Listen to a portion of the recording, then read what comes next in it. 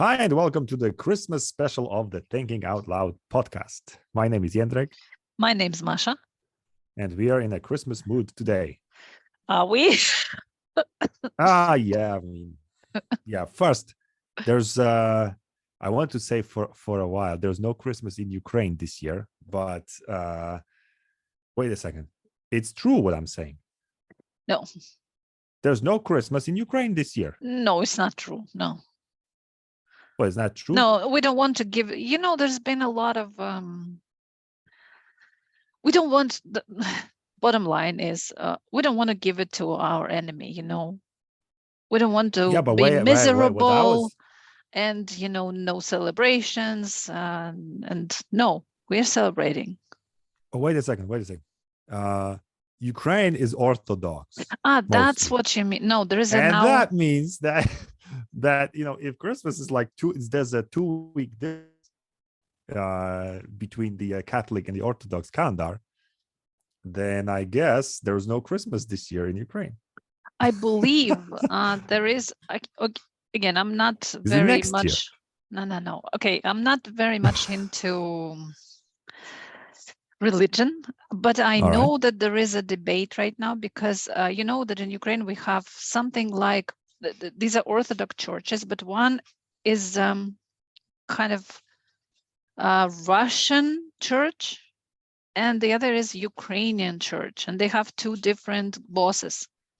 Mm-hmm. One reports to the Russian boss, and basically they've been a source of major propaganda. And now our what is this SBU Secret Service? No, Security Service. Security Service. They are, they are really cracking down on these guys and found lots of interesting stuff.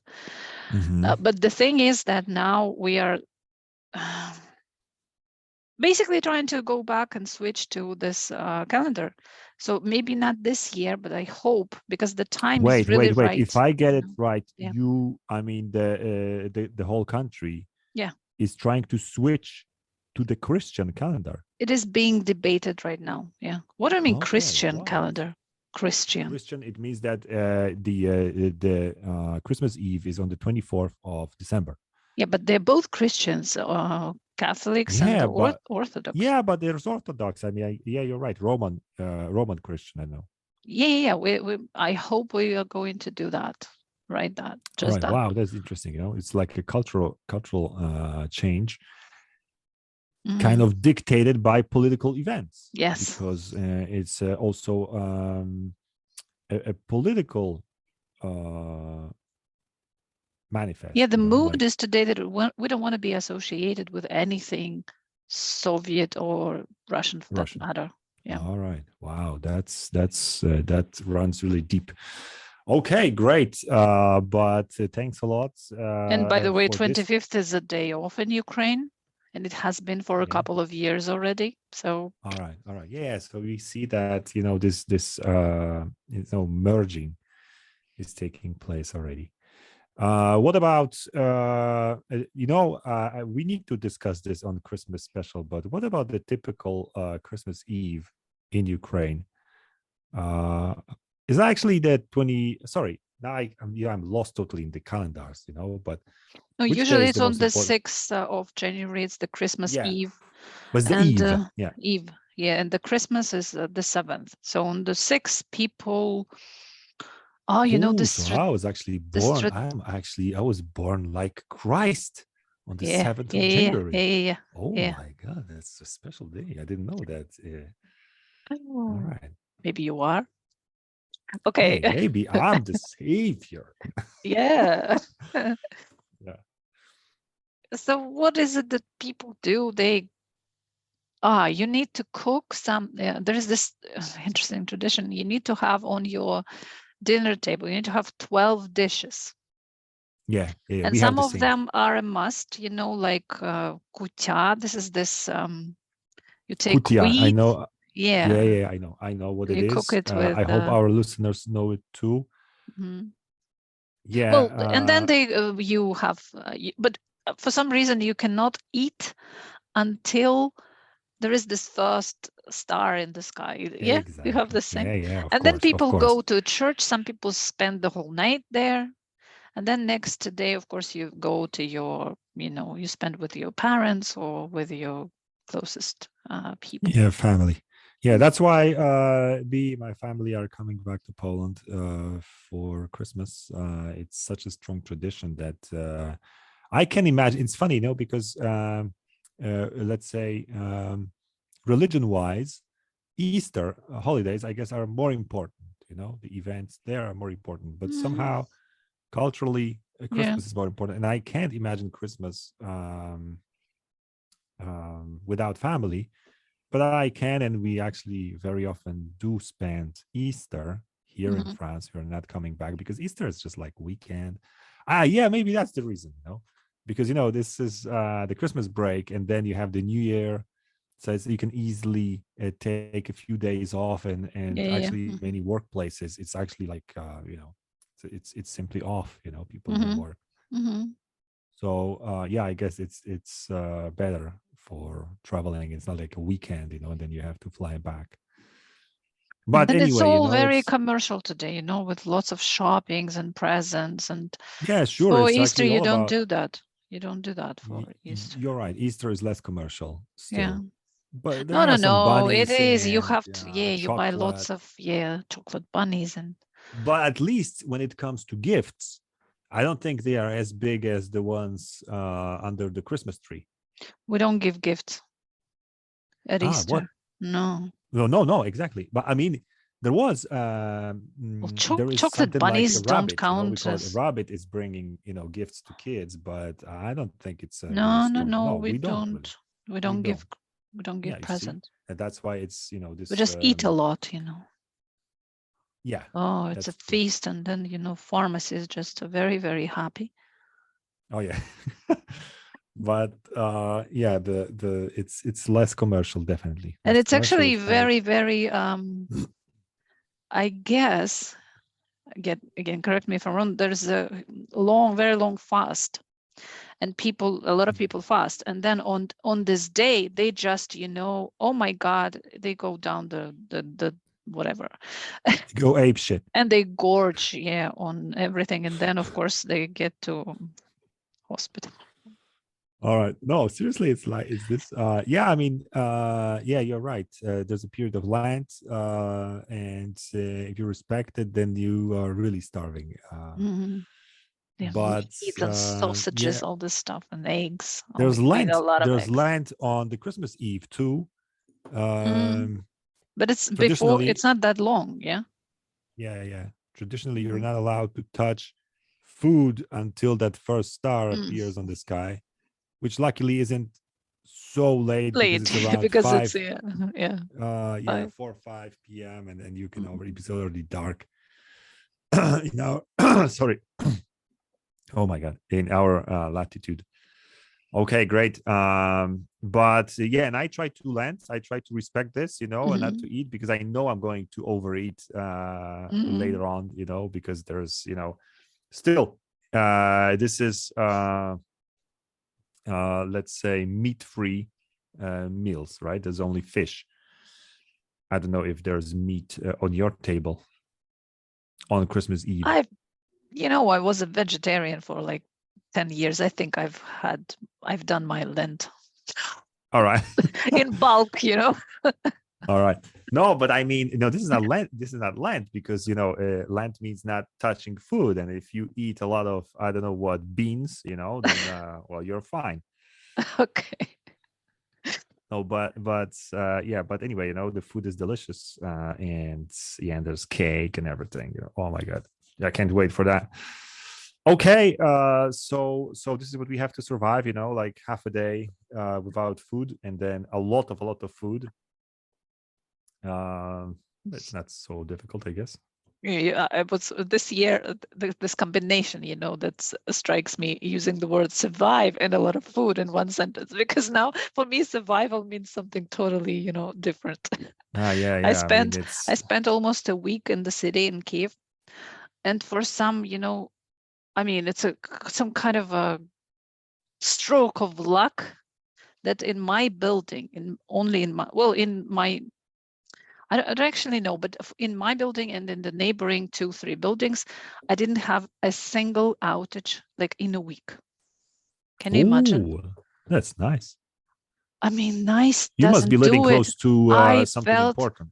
like I was on holiday, you know, and I almost forgot that there is a war, and we didn't want to go back here because here it's cold and you have to start the stove and you have to keep it going for at least 3-4 hours twice a day.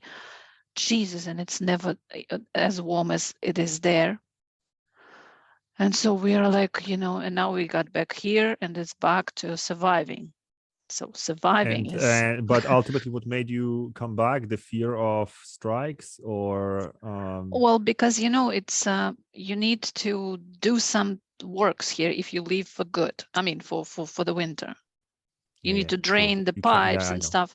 And we just left. We didn't expect to spend so much time there. We just left for a couple of days, you know, to get stuff done. And we just, you know, we couldn't leave because it was so good.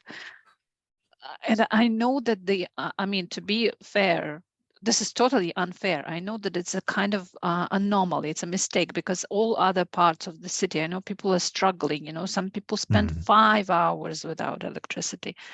But I think it was a human mistake. You know, somebody forgot to unplug something and we just enjoyed this, you know, a week of. All right, so you had your Christmas. You had your Christmas. Yes, I already had my Christmas, but now we are, you know, because it's a pity, you know, that we have to discuss. I mean, we have to like even mentioning this, you know, in during Christmas. But what the hell? It's been a crazy year, you know.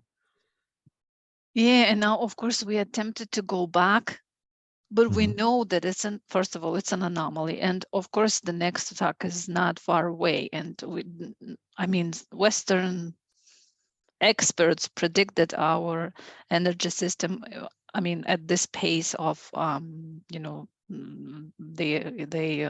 shelling attacks at this pace, I mean, it's pretty regular. A couple of weeks they do it. They predict that our energy system will collapse by Christmas.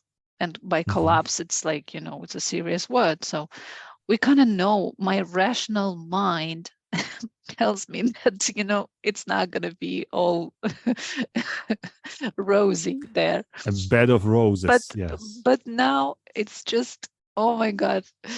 So we really don't know what to do. And we have no idea where we're going to, you know, celebrate Christmas, New Year, whatever, and how. I really feel for you. I mean, it's it's really surviving, you know. I'm just kidding, you know. When I wasn't aware, kind of, but when I mentioned the surviving, you know, until 4 p.m. to eat like you know, like, I don't want to make any stupid comparisons, but really eat a lot and feel full and warm and having light, you know, and water and everything. You know what my son wants for Christmas? He wants this little gas burner, and it's very little and cute. And it's not the what do you like camping? No, it's not even gas. It's you use a tablet with, I don't know, dry alcohol.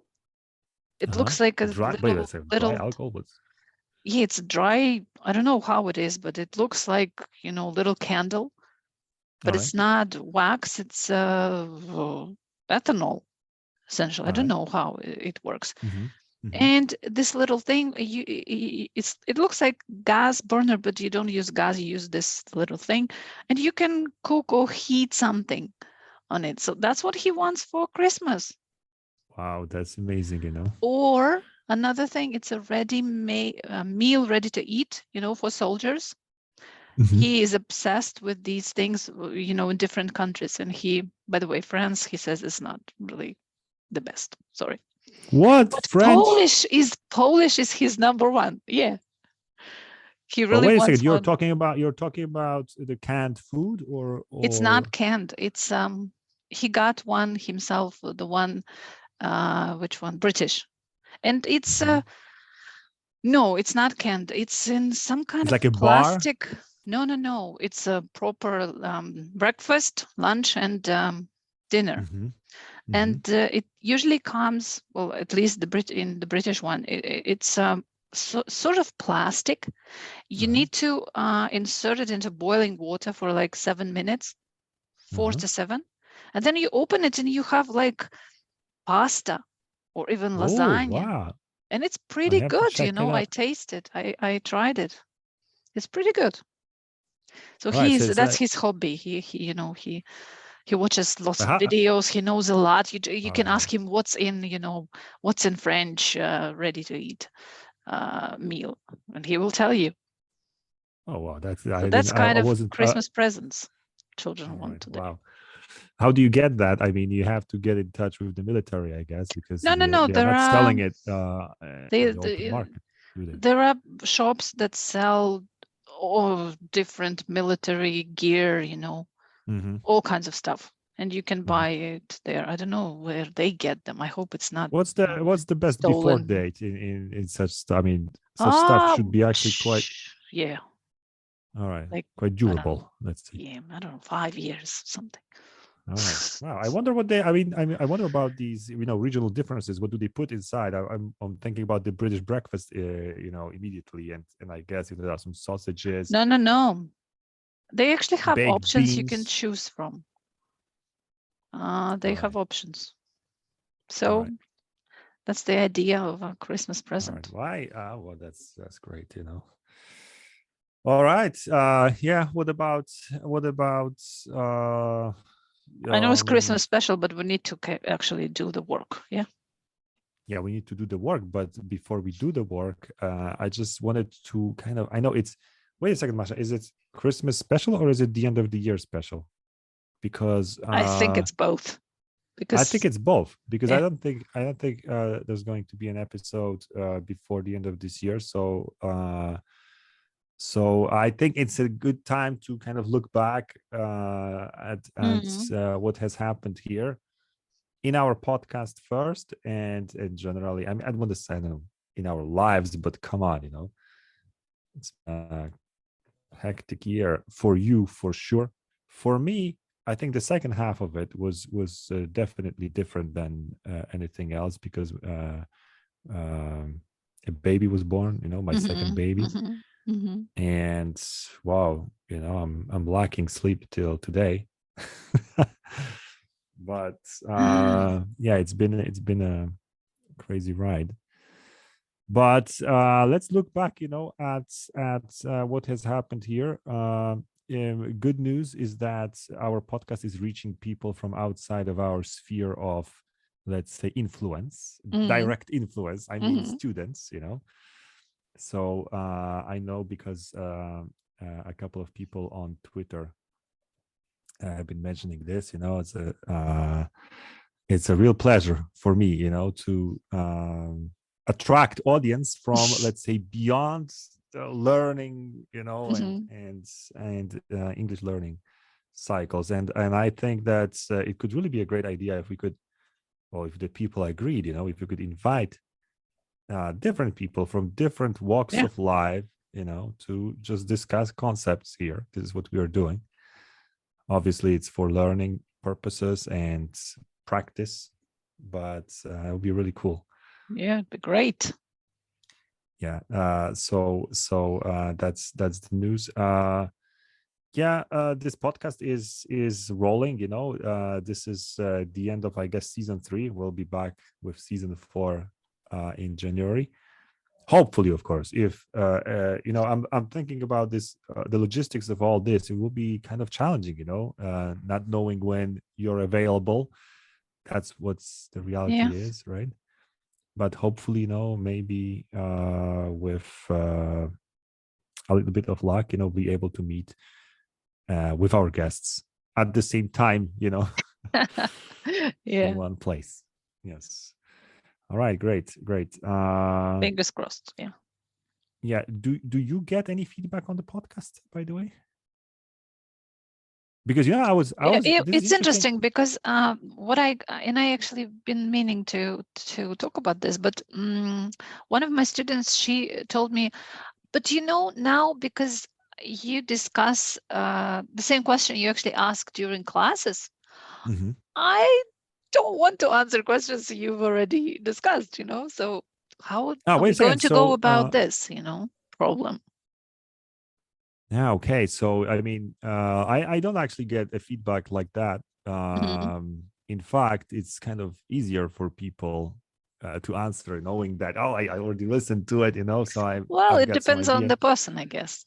Yeah, it depends on the person. Yeah, but I don't feel comfortable with that unless I think this podcast is very small still, so it's very local. It's so I many of my students are not even listening to it. I mean, yeah, for various of reasons, because course. they don't like podcasts, or they're not used to that kind of medium.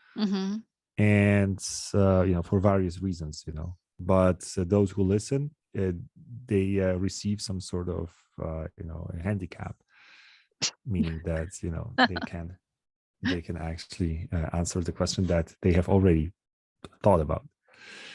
Great. Yeah, I wish this podcast grows a little bit next year in Ukraine, because Ukraine wasn't in the top 5 countries that listened to us. And as far as I can tell, there was Colombia in top 5, and Jesus. yeah, I need to look back, but yeah, there were some exotic places, but Ukraine didn't make it to the top 5, so look at I this. guess Ukraine has enough on its plate. Yeah, they have a lot. They have a lot. Fine. So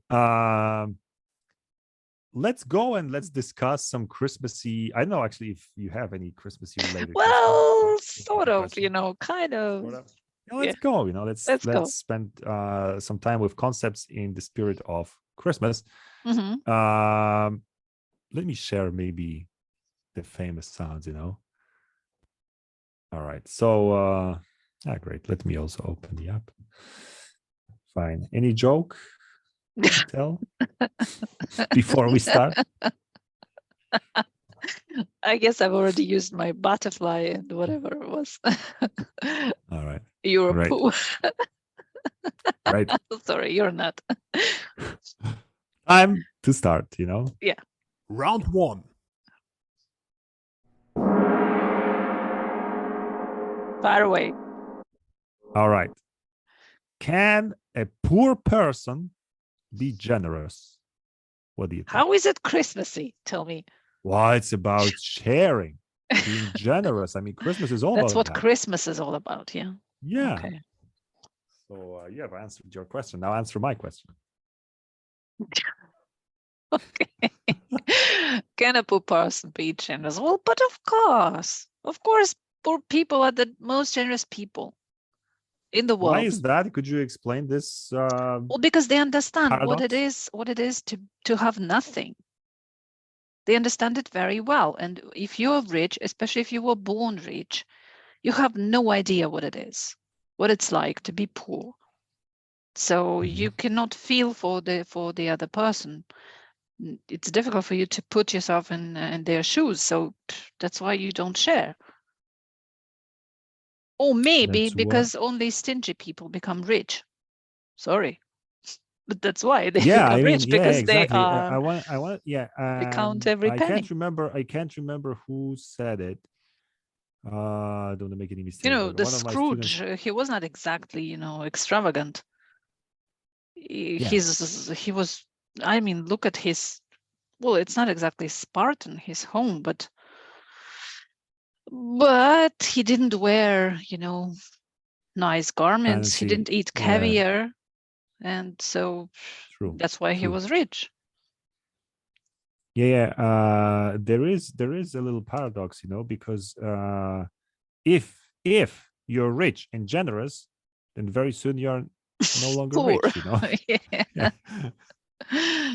Because if you start sharing, however, if you look at the richest people on the planet, like your favorite Jeff Bezos or Gates, or they are all running foundations, Zuckerbergs and so on, and they spend a lot of money on charity. So measured in terms of dollars, I think it goes into billions, each year. But today it's all about, I don't know, building a reputation. It's important because customers are very conscious of, a lot of customers today are conscious about the product they're buying, the company that produced this product, how it was produced, and how much the CO2 CEOs was spend on charity. So I'm not saying that this is not, it doesn't come from their hearts. Maybe it is, but it's also very beneficial to your brand. Yeah, I think. And what about this? What CSR. goes around comes around. So if you share, people will also share with you. So why you don't necessarily become, less rich. Right. So yeah, great. So this rule honestly cancels the previous. I mean, conclusion wasn't conclusion, but the finding that if you're rich and generous, then very soon you're poor.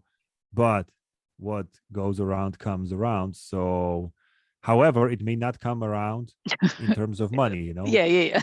It may come around in terms of I don't know what. But being generous, it's also like not only points, about it's not only about money. You share your time, you give your attention. It's also giving. No? Yeah, it's also giving. Yes, sure. I mean, and this is what poor people can honestly offer, right? I mean, given that, okay, let's say someone's poor to the point where they cannot spare anything, but at least they could give their attention, or I don't know. This is very interesting. What about this? You're walking down the street and there's a beggar asking for change, and you're not giving. Are you not generous? Oh yeah, but this is a very different story. These beggars are basically, they work for I don't know who runs beggar boss. this beggar boss. So they're quite rich, these beggar bosses. This is how they make a living. I mean, I don't know personally. I don't know because I never was never, I guess, curious enough to follow this. But I was never a beggar. But I guess most of them are cheaters. But you never know who's a real cheater. You never know. Yeah, you never know. All I know is that the real poverty is silent. It's not screaming. It's not asking for donations or whatever. The real poverty, and goes unnoticed and silent. But I don't know, honestly. If I was really, really, really poor, would I actually beg? I don't know. I would never like to test it. But yeah, I think I would be the silent guy, I'm going to say something terrible right now, but I know maybe I'm a bad person. But every time I see an old lady begging, I think the first thought that comes to mind, where are her children? And it could be, of course, it could be the case where, everybody died and she's just alone in this world. This can or she never had children. Or she never had children, but what if she does? And so the situation, let's say if she has children, so it's possible that, I mean, they don't care about her. Does it make her a bad mother? Oh shit, that is complex. Yeah, it's very complex. Yeah, you're right. The first people you should turn to in times of crisis, of course, the closest family, right? Your children. But this is interesting. This is interesting. However, yeah, well, it's just a shame, for everybody. I mean, in the family, unless, like we said, you're childless. Yeah. And Of course, it's possible, but I just know because I had a neighbor like this, and this woman was after I don't know, heart attack or something. She was basically paralyzed, and she had to spend the rest of her life in bed. And I know that she had 2 children, and they never visited her.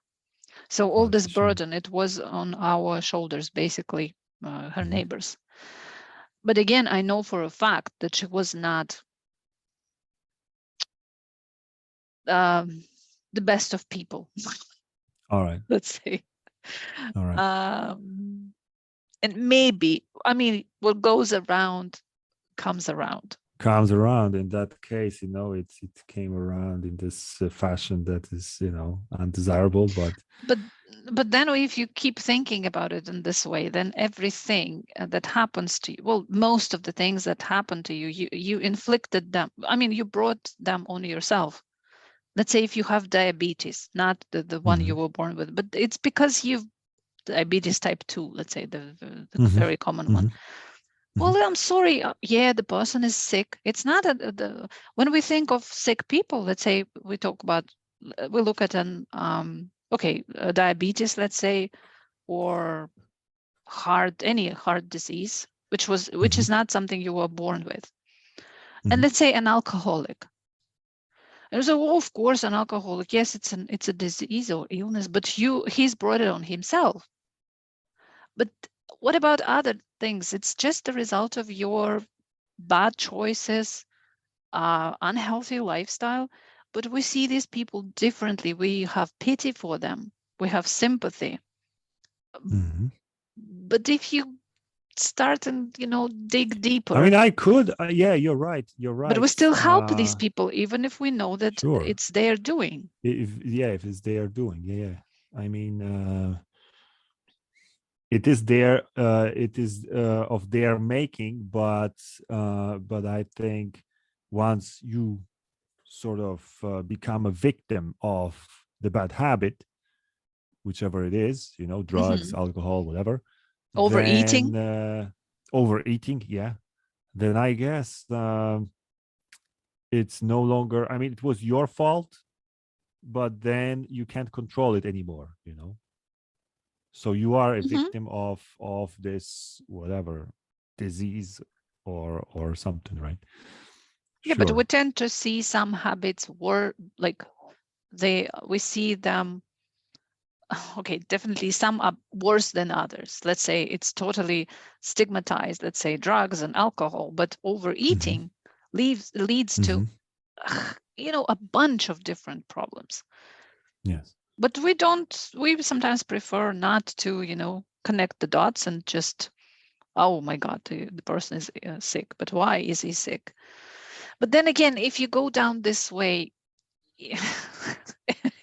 everything will be of a person's all the misfortunes, unless it's like a genetic disease, then it's a dangerous path, that's why. Yeah, it's a dangerous path, yes. But thanks. I mean, all of this, I think, it's interesting because when you consider this from, let's say, the bird's eye view, and you see, classes of people, obese people, junkies, and all the classes, then it's kind of, it's very impersonal to, you can, let's say that you're the one who's deciding about who are we going to cure, and who not. And then it's kind of, maybe these guys, because they deserve it, these guys, they brought it on themselves, let's leave them.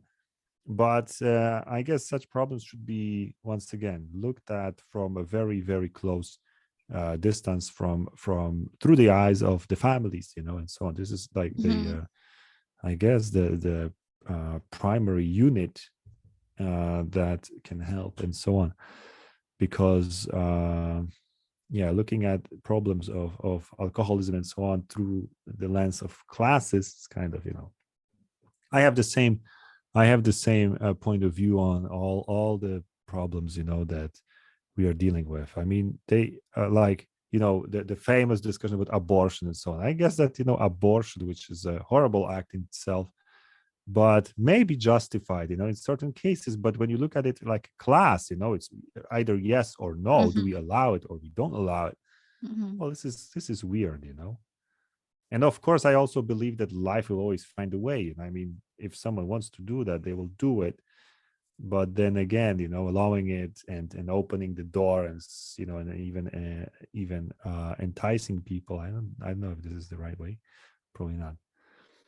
Well, it doesn't mean that we shouldn't help, even if we know that in most cases we are the person is responsible for whatever happens to him, but we still help because we are humans. Yeah, we are humans, exactly. This is what makes and us not only human. at Christmas.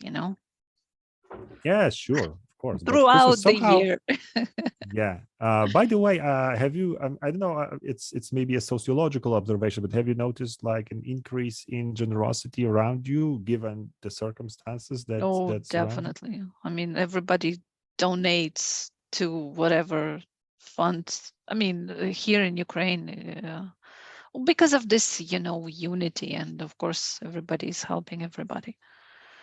Yeah. But what about like the local, let's say, very local situation, like you and the neighborhood? Well, most of the time I spent the wartime I spent here in the country, and in the country it's not like you have on the same floor 15 neighbors. I have 3 I kind of communicate with, and it's even before the war, people just were very it's helpful. different. You're right. It's different. In the village it's very different. Cities. What about cities and blocks of flats, especially, where I don't know about you, but in our case, people are pretty much anonymous, I mean, I'm living right now in a small apartment building, and I guess there are like 3 floors. And I don't even know who are the people around me. I mean, I know some of them just, because I see they are walking their dogs or something, but it's we're totally anonymous. No, okay. I think I told you the story before that since the 11th of October, when they started, destroying our energy system, it's not uncommon that people get stuck in lifts because it's totally random, and you can spend a lot of time there. So in many buildings, people in a lift, you can find a bottle of water, some food. Oh, and wow. Isn't it great? That's cool. But who's leaving that? All The the administration people of who the live, building, not the or administration, simply, just the neighbors? people. Yeah, neighbors, people who live there. Wow, that's cool. That's that's an example. Cool. Yeah, because imagine being stuck in an Oh elevator. no. Oh my. All right, great. Okay, so this generosity, I think we I mentioned Bezos and all the rest, the rich people. Some people say this is just like PR activity and just warming their image, because knowing that they are filthy rich, it's kind of obligatory, for them to share, to have foundation, to whatever, to find drug, to cure, and so on. But if you could draw the line between wealth and generosity, do you think it's like a declining line? That is, if wealth is growing, then generosity is falling, or do you think it's a different relation? Well, again, I think personal, that today, personal wealth and generosity. Today, I think you cannot afford it.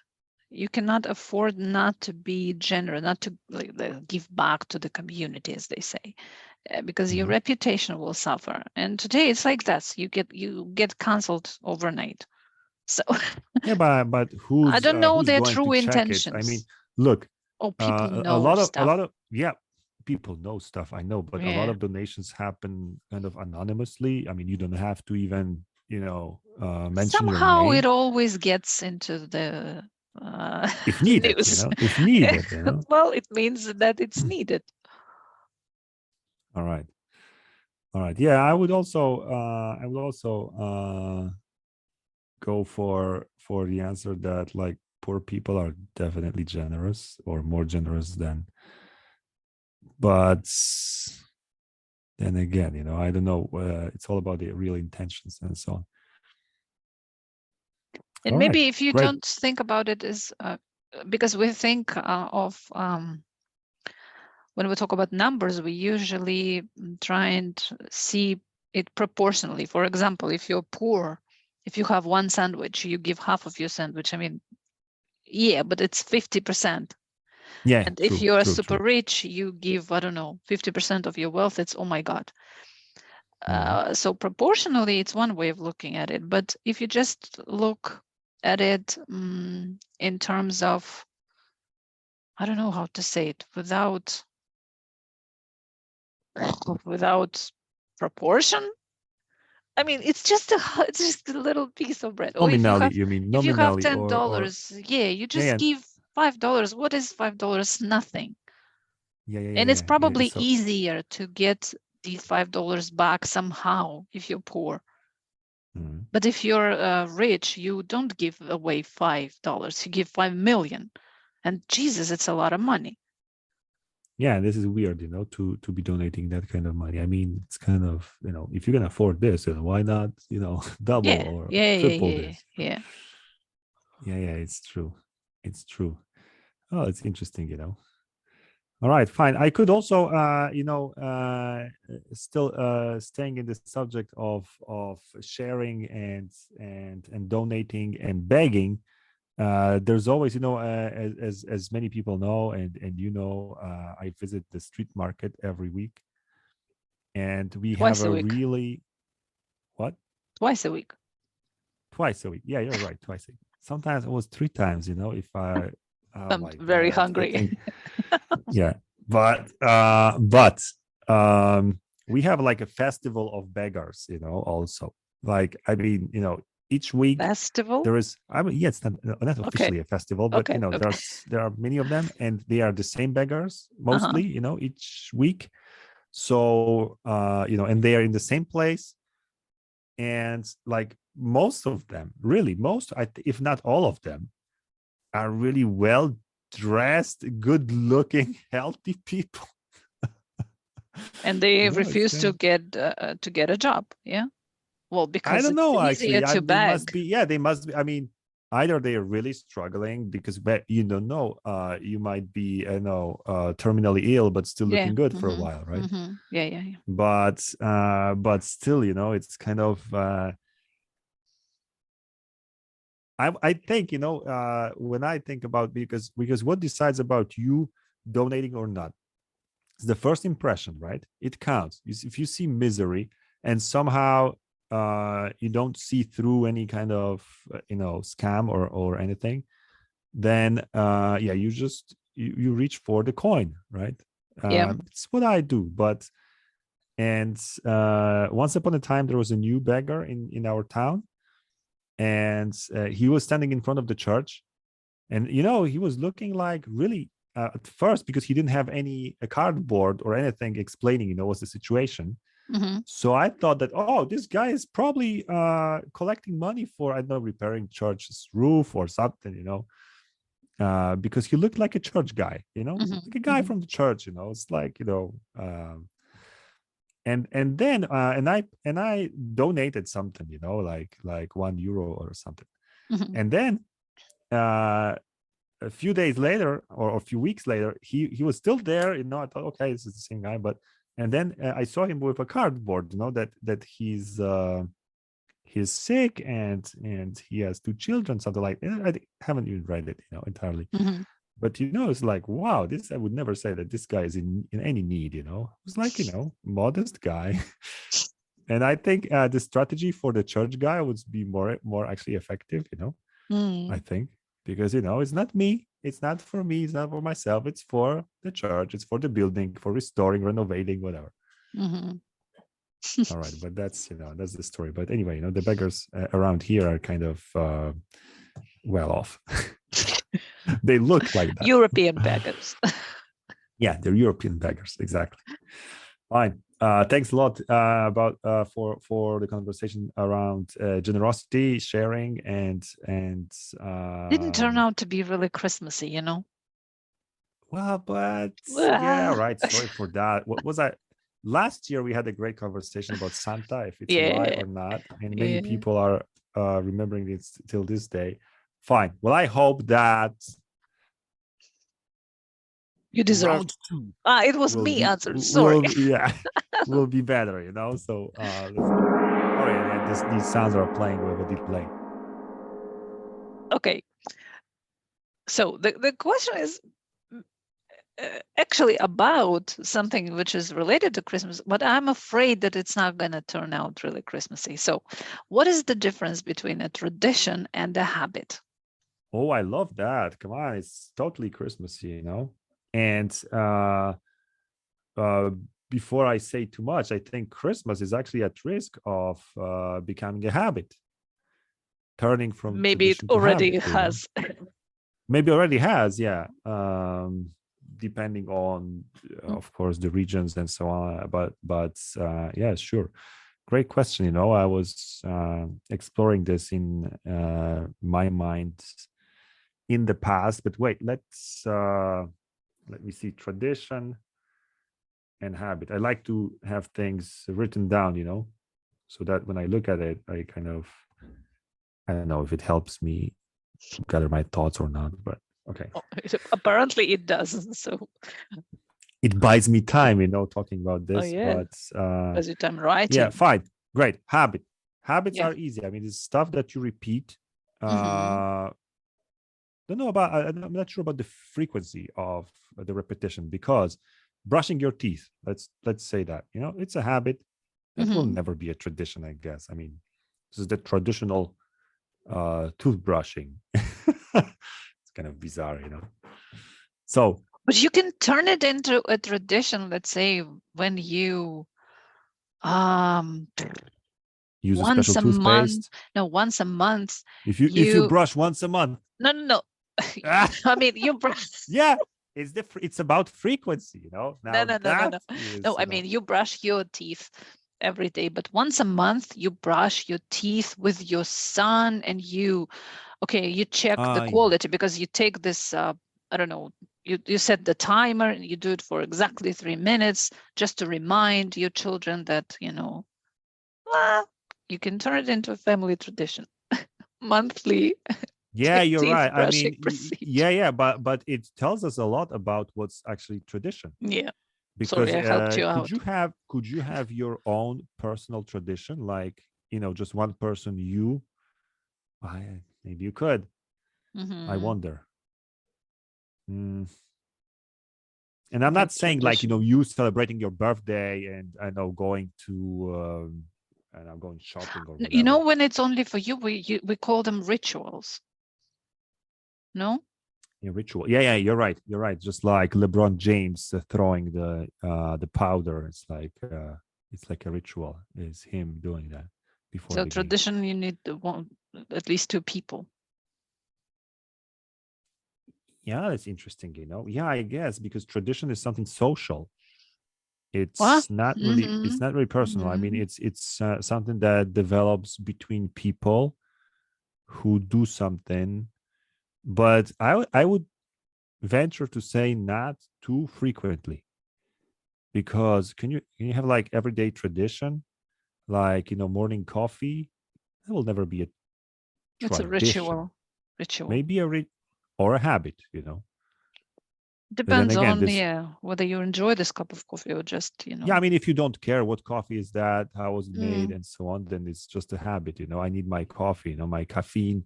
My dose of caffeine depends every on morning. if you need caffeine or you need coffee. In fact, it's more like a bad habit now, if it's just an addiction. Some doctors or scientists could argue with this. How they are. Okay, but what I'm saying is that if this is an addiction because you're addicted to some substance, no, it's called a bad habit. We talk about habit, not addiction. All right. Habit and tradition. But why is there something like bad habits, right? So see, there's not other bad traditions. They're bad traditions. Oh, I mean, yeah, for sure. I mean, some stupid traditions that date back to the times when people were totally, oblivious to whatever environment. There was where I was born. There was a stupid, I can say that, tradition of burning stuff, especially tires. Somewhere at Whenever the beginning a of child spring. is born. No. You say when I was born, and I'm like, oh, they burned No. like 10 tires. Not where I was born, in the region. So like there was I don't know what was honestly this about, but it was about like cleaning the garage or what, in spring, whatever. But there was a tradition to burn whatever Not tires, trash. but garbage. Yeah, garbage and tires were the and dry whoever had a leaves. tire to burn. Yeah, we also have it. But imagine how stupid is this tradition. I mean, it's not stupid. You need to get rid of all this garbage, and it's spring cleaning. So what do you do with it? You burn it. You start wildfires like this. Yeah, you burn it, but come on. I mean, you say it's a smart tradition. It's it's. No, I didn't mean it's smart. I mean it's totally explainable. You say stupid. It is. You're right. It makes sense. Okay. It sort of makes sense, but it doesn't make sense environmentally. No. Right now, no. I know that in the past people were smoking cigarettes on the plane, so you were flying everywhere in that, actually. Everywhere. Everywhere. But plane is an extreme example where you can't just open the window, and but but people, because that was partially, of course, because the tobacco companies were, of course, lobbying and so on. But it was partially also because we weren't aware also about the effects of passive smoking. And so but smoking is not tradition, it's a habit. It's a habit, but what I'm saying is that then you learn something, scientists discover something. And you can, and I know that there was nothing like a traditional that could actually work today, a traditional yearly flight with cigars to commemorate those days, good old days when you could smoke everywhere. That's what the French are doing each summer, because they commemorate this epic journey to the south. I guess it starts in Paris, and people go to Côte d'Azur, and there was a famous route leading there, and it was like totally jammed, during the summer. So the journey was really epic. And right now there is one town, but I can't in the south, in Côte d'Azur, that celebrates this. And there are these old cars, old Citroëns, all these Renaults, and so on. And they have luggage on top of the car, and so on. And they, now they're just enjoying it. It used to be a nightmare, traveling south, but that's what it was. And it kind of it was regularly repeated regularly each year. So it's sort of, right now it's being celebrated. It was like a traditional, I know what way on holidays, Exodus. So exactly. The first very important difference is that the habit can be individual, but tradition requires at least two people. Social. I'd say it's social. Yeah. I mean, like you said, if there is something that you do in a particular way, it's rather a ritual. But a good example is exactly like LeBron James, or I know players have their ritual before shooting a free kick or free throw. So yeah, definitely there's a ritual, but tradition is social. It needs more people. And it means something. I think right? There could be a family tradition. Yeah, our family is doing it, but yes. other families may not. But yeah, like you said, so even brushing your teeth could somehow be turned into tradition. I mean, yeah, unless something more is needed for a tradition. Like, because what's the meaning of brushing your teeth? I mean, unless you commemorate something, our grandpa who lost his teeth, because he didn't brush. And now we, well, actually, we should be like, having like one day not brushing our teeth. That's a traditional day where we don't have to do it.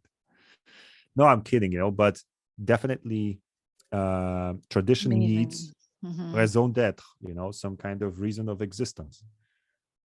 And so the deeper it runs, the stronger is the tradition. Like, take Christmas, for example, it's well. Okay, this reason is a good thing, but sometimes the tradition has been around for so long that people simply forget the reason and just keep doing it, going through the motions, because they like the process or whatever, and they don't even, you ask them and they don't even know what they are doing. I mean, deep.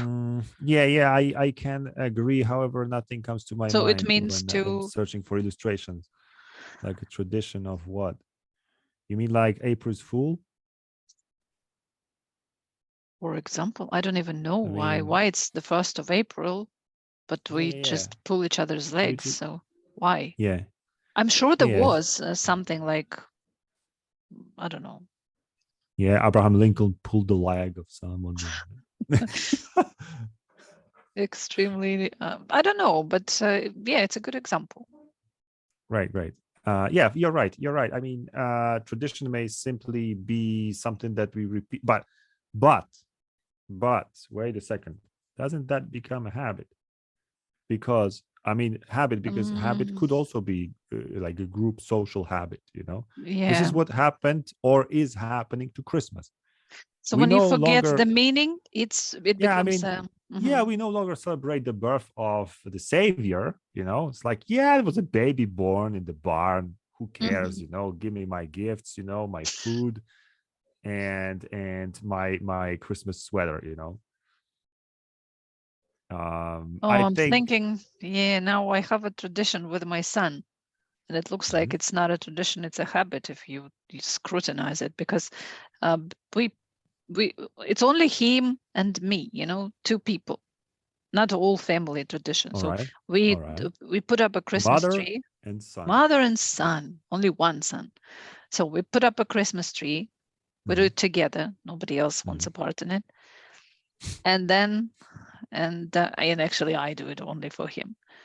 I'm sure he'll grow out of it soon. But we put up a Christmas tree, and the same evening, the next evening, we absolutely must make pizza. Not order. All right. And watch this film. It's a French film with Louis de Funès. What is this? Louis de Funès. It's called Big. What is in French? I don't know. When he no.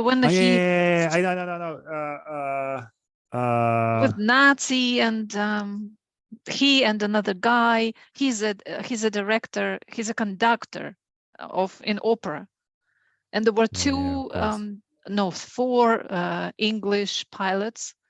There was a plane crash, and they they find themselves in Paris, and it's a wait a second. I'm checking the English title because it's Grande Vadrouille. Grande Vadrouille. Yeah. But where do I click? Honestly, Wikipedia. Yeah, change the 35 languages for sure. There's English. All right. This is like Grande Vadrouille. It's not a Christmas. It's not a Christmas film. Seriously? There's absolutely nothing Christmassy about it. But for some reason, we always watch this film once a year. Excellent. Is it a tradition? I think it doesn't mean anything. Is. It doesn't mean anything. Just him and just you and I. But tell me, like, how many years have you been running this? 5. 5. Okay, so that's already. I think it's enough. I think. But maybe it's a habit. Maybe it's a habit. It doesn't mean anything. For me. What's the difference, honestly? Because this is what you asked originally. Yeah. So, but you have to answer this. Sorry. I'd say, excellent. And I'd say that tradition, honestly, if we are really serious about this concept, and not like because because I think we are also misusing the term. We are applying it to stuff that is totally mundane, and it's my tradition to what we could say that it's our family tradition that all our children study medicine. Could that be a family tradition? That's a perversion. But I think, make all your children study medicine. I know, but no, I think I'm just trying to explore this concept because I think, or the true tradition needs some roots, and the roots must be spiritual. I mean, there must be some meaning that is manifested in some concrete, ritual, right? Like putting up a Christmas tree, cooking this or that food and not any other, because but what look is at this, spiritual about putting up a Christmas tree? Well, it's spiritual because, come on, there was a long story about Christmas. There were volumes written on Christmas trees, Yeah, but I'm sure we don't need to decorate it that as heavily as we do. As far as I remember, it was a pagan, again, ritual, I guess. Tradition, but it was a pagan stuff. Stuff. You see, that's the word. Stuff. Okay. That's the word you use. Stuff. It was a pagan stuff. In the German-speaking world, I think. I don't know exactly if there was no Germany back then. There was just some tribes and small kingdoms, but it came from there, and somehow it was merged into the Christian, world, and the Christmas tree just stayed. And do you think everybody who puts up a Christmas tree knows about it and thinks about it when they do this? But you need symbols. I mean, because right now, what is Christmas tree stands for Christmas. Right now, it's a symbol. It's like Santa a little bit too. It's like there are some symbols of this event, and you don't need to know you personally or any person. We don't need to know the roots, but the roots are there. Of course, not knowing about it somehow impoverishes this tradition, and with time it withers. It becomes just a blind habit. It's just like and unless it's something really pleasant, it will not survive if you lose the roots. Pleasant or powerful, but I wonder if there's any unpleasant. We said about bad traditions, they could be unpleasant. Yeah, sure. I mean, depending on the definition, what's pleasant, family dinner.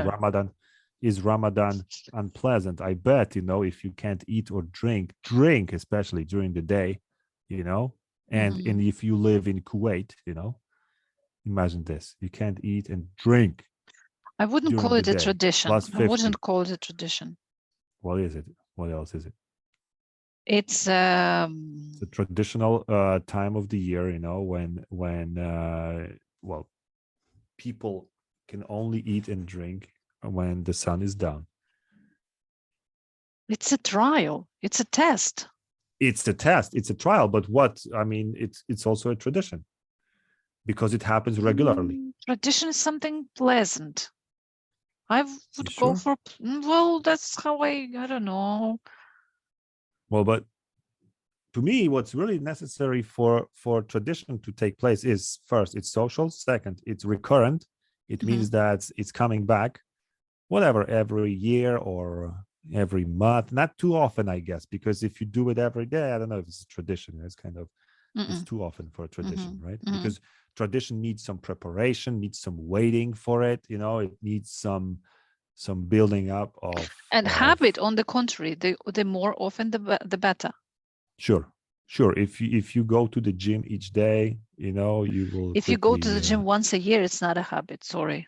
Neither a tradition. Oh yeah, my traditional weightlifting. Christmas weightlifting. Yeah. You're right. Yeah, you're right. But yeah, for habit, of course, it's the regularity is the key. So and habit you can force on yourself, if you believe sure, that it's a good, of course, and of tradition you course, cannot. you cannot unless you build it like you did with your son. It was kind of spontaneous, but probably it happened, the first time it just happened, the second time you repeated that by accident, and then the third time you thought, hey, it's time for the Christmas tree How do pizza. you And know all this? How do you because it know? looks like that, I think I had something similar Yeah, with my mom. yeah. Or yeah, like we used to go out somewhere around Christmas. I don't know if that wasn't Christmas Eve, but maybe the first or second day of Christmas, go out and rate the houses, their Christmas decorations. Mm. So we used to rate them, like from 1 to 10. Oh my God. Yeah, and then we have the championships. But that was our. I think I have something clever to say. I Oh no! think Don't tell me. traditions. Wait for it. Wait No, no. for it. Do I have What if it's not? I think Wait. Something clever, people. Something clever is coming. that's pressure, Now I don't know if it's clever or not, but maybe traditions, they exist. The purpose of it is to bond, That's the meaning. That's why I do this tradition. It doesn't mean anything. What is the connection? Grand, whatever, I forgot the second word. Vadrouille. Vadrouille, grand vadrouille, and pizza and Christmas tree. Wielka włóczęga. Absolutely unconnected, unrelated things, but we bond. This is something we do together. And in wider sense, traditions bond nations, because you identify yourself as Polish because you have certain traditions, you know them. Yeah, because I eat bigos, Oh, yes. Yeah, it's interesting, Yeah, for sure. This is because it's not a historical. There is somehow, of course, a historical in a way background. Something happened, right? There was a big event. A child was born, or savior in that case, or anything, There was, I know, a volcano eruption, whatever, and now we kind of commemorate this, but this is really not that important. What is important is that we, the living, are here. We do it. We celebrate. We get together. You're right. We bond. And sometimes there was no reason, like by accident, like you what you said about my tradition. Yeah. So yeah, reason exactly. doesn't matter. But I think, Masha, that's the case of the Thanksgiving, right? In the United States. Yeah. They survived the winter, which was just it happened. All right. They survived the winter, but now they somehow keep thanking the providence, for that. But of course they are not like, it's what really matters now is to get together to bond, right? Yeah, sure. And that's you said the purpose. Yeah, that's the purpose of tradition. And I guess you bond with your son when you eat pizza and you watch Grande Vadrouille. Grande Vadrouille, yeah. Yes. And then all the year we use the lines from this film. Yeah, you're right. It's definitely that. However, yeah, it's not like the bonding is naturally, because not every bonding is tradition, but yeah, it's the reason of it is to bond and to kind of strengthen our identity, of who we are, because we do it because, this is who we are. Yeah, when you talk about national traditions, yeah, for sure. Yeah, like but with me and my son gorging on pizza, that's who we are. I don't want to think like that. Yeah, but you have your yeah, you're right, because not even the whole family. Yeah. So it's not like, because we have our, family name, and this is who we are, it constitutes us, No, because you are okay. We are the kind of people who eat pizza and that was a dead end street. That was a dead end street, in my thinking. But I like that. Okay, of course. I think we have it pretty much worked out. Yes, tradition and habit, because look at this, tradition is social. It's what did I say before? It's social, it's recurrent, but not too often. And then what you said, the purpose of it is to bond, and the habit is on the other side. I mean, the best if it's as often as possible, and could be individual. Why not? Could be also social, but it could be individual. And the purpose of a habit is what? It's not to bond, definitely, but Discipline. to the discipline. The discipline to discipline you. Habit. Just like us recording this podcast, it's a habit. No, I'm kidding. I'm kidding.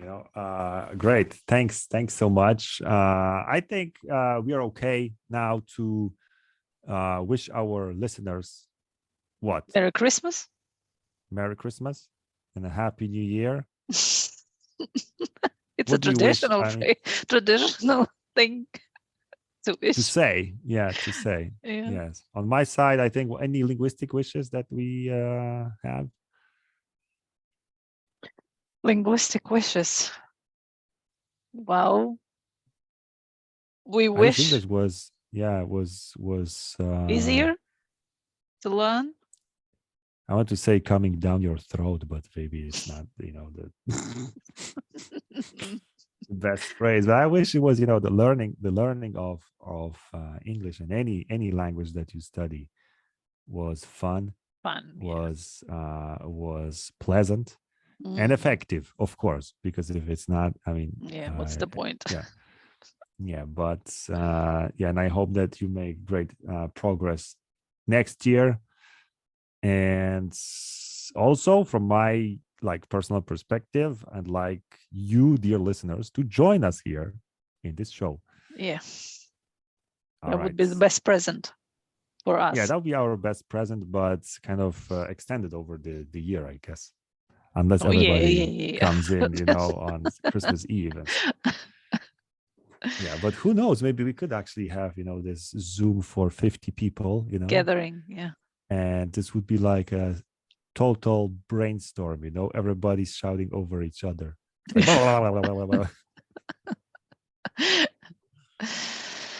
Right.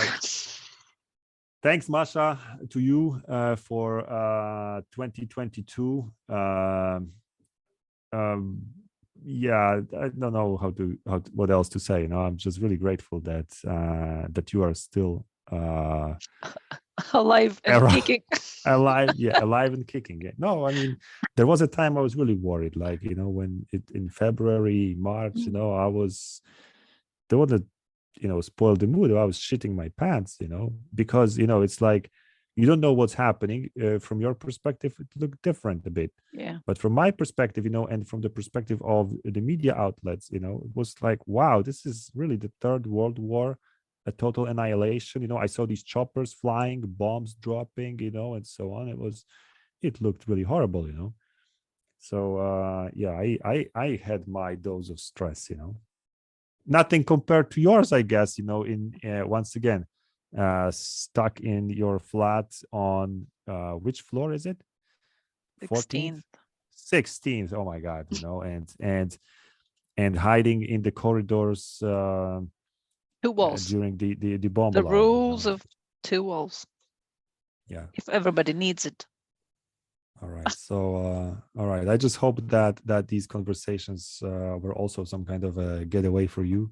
Some kind of definitely. some kind of a valve, safety valve, whatever, because you must admit that we didn't actually discuss a lot of war, and related issues as much as was necessary, I guess, to be honest, to be because we are not hiding where we are from, and we are not blind to what's happening. But all right, great. Thanks once again to you. Thanks to our listeners. Our website remains the same. It's studiomentals.com. Go visit if you book feel a class. So that's it. And see you in season 4, I hope. Definitely. In 2023. 2023. So this was a Christmas special episode of the Thinking Out Loud podcast. Merry Christmas, Happy New Year. Thank you, everyone. Stay safe and sane, and see you next year. Bye-bye.